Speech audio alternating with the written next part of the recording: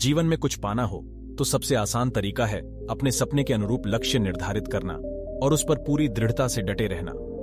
यदि आप एक लक्ष्य निर्धारित कर लें और उस पर धीमी गति से ही काम करते रहें तो विश्वास मानिए कि एक दिन आप उसे पा ही लेंगे।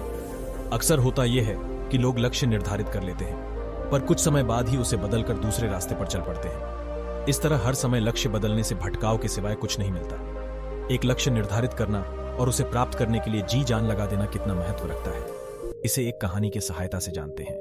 एक बार की बात है, ऊंचे पहाड़ों के बीच बसे एक दूरस्थ मठ में स्वामी प्रकाश नाम के एक बुद्धिमान और श्रद्धेय साधु रहते थे। स्वामी प्रकाश अपने अटूट ध्यान और अपने लक्ष्यों की खोज में अपना समय निवेश करने की क्षमता के लिए जाने जाते थे। उनकी शिक्षाओं और जीवन शैली ने कई लोगों को अपने समय का सदुपयोग करने और अपनी आकांक्षाओं को प्राप्त करने के लिए प्रेरित किया। एक दिन अर्जुन नाम का एक युवा शिष्य स्वामी प्रकाश के पास गया और मार्गदर्शन मांगा कि अपने लक्ष्यों को प्राप्त करने के लिए अपने समय का बुद्धिमानी से निवेश कैसे करें। स्वामी प्रकाश मुस्कुराए और अर्जुन को मठ के शांत बगीचे में टहलने के लिए आमंत्रित किया। जब वे घुमावदार रास्तों पर टहल रहे थे, स्वामी प्रकाश ने एक खूबसूरत गुलाब की झाड़ी की ओर इशारा करते हुए कहा, अर्जुन, जिस तरह इस गुलाब की झाड़ी को खिलने के लिए सावधानीपूर्वक पोषण और ध्यान देने की आवश्यकता होती है, उसी तरह हमारे लक्ष्यों को पूरा करें। समय पानी और धूप की तरह है जो पोषण करता है।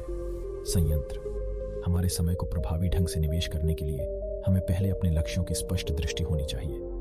उन्होंने आगे कहा, एक युवा संगीतकार की कल्पना करें जो उस्ताद बनने का सपना देखता है। अपने लक्ष्य में समय लगाने के लिए उसे अपने वाद्य यंत्र का अभ्यास करने, अपने कौशल का सम्मान करने और उस्तादों से सीखने के लिए घंटों समर्पित करना चाहिए।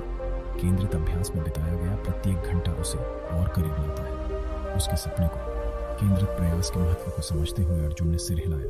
उन्होंने पूछा, लेकिन स्वामी जी, कोई विचलित होने या समय का ट्रैक खोने से कैसे बच सकता है?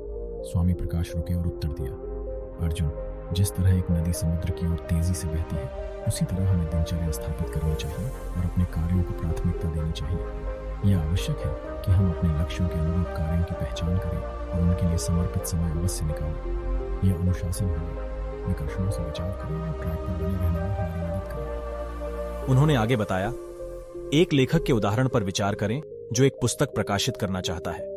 लेखन, शोध और संपादन के लिए प्रत्येक दिन विशिष्ट घंटों को अलग करके लेखक अपना समय उद्देश्यपूर्ण ढंग से निवेश करता है, अपनी पांडुलिपि को पूरा करने के करीब पहुंचता है।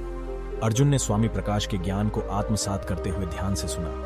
उन्होंने एक अंतिम प्रश्न पूछा, स्वामी जी, उन अप्रत्याशित बाधाओं या चुनौतियों के बारे में क्या जो हमारी प्रगति में बाधा बन सकती है? स्वामी प्रकाश ने धीरे से उत्तर दिया, अर्जुन, जीवन उतार चढ़ाव से भरा है, लेकिन हमें याद रखना चाहिए कि चुनौतियां विकास के अवसर हैं। जब बाधाओं का सामना करना पड़े तो हमें आकलन करना चाहिए, अनुकूलन करना चाहिए और दृढ़ रहना चाहिए। जैसे एक पर्वतारोही अपने ऊपर खड़ी चट्टानों का सामना करता है। शिखर तक पहुंचने के रास्ते में वे वैकल्पिक रास्ते खोजते हैं, तेजी से चढ़ते हैं और अपने लक्ष्य से कभी नहीं चूकते।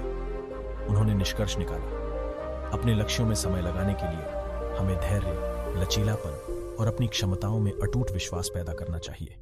याद रखें अर्जुन, समय एक अनमोल संसाधन है और यह हम पर निर्भर है कि हम रहकर इसका अधिकतम लाभ उठाएं।